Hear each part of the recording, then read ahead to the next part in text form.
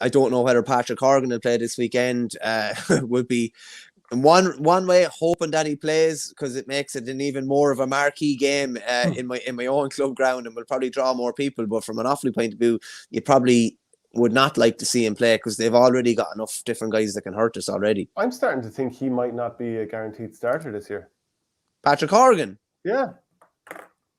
I'm not saying he shouldn't. I mean, like, we talked about his class so many times, so that's not even up for debate here.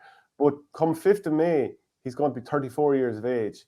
Like, it's not really his game to be an athlete sprinting around the field anyway. I get that, but I can see a situation where he may not start. And I'm not saying Mark Keane would go in. He definitely wouldn't be a like for like.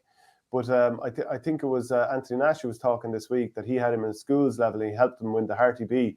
But that he's been playing full forward, that he played full forward in a challenge match recently. The amount of options they have there, if they're going to work Mark Keane into it, eventually a couple of big names are going to lose out. And like, is Shane Kingston, after the performance he gave in the All-Ireland semi-final last year, is he going to be left back on the bench again? Like, highest scorer from playing last year's championship, you know, most of it off the bench. Is Conor Lahan going to force himself into the team again this year? So, you know, like, eventually, like, Robbie O'Flynn, he's probably always going to start. Seamus Harnedy looks like he's probably going to start. And like A. Sully 180 is saying here, stop Shane. I'm not saying I wouldn't start him. I'm just starting to think there's a possibility that he mightn't necessarily be a starter, and he's maybe just used in the last 25, 30 minutes. Do you think this is part of a broader succession plan as well?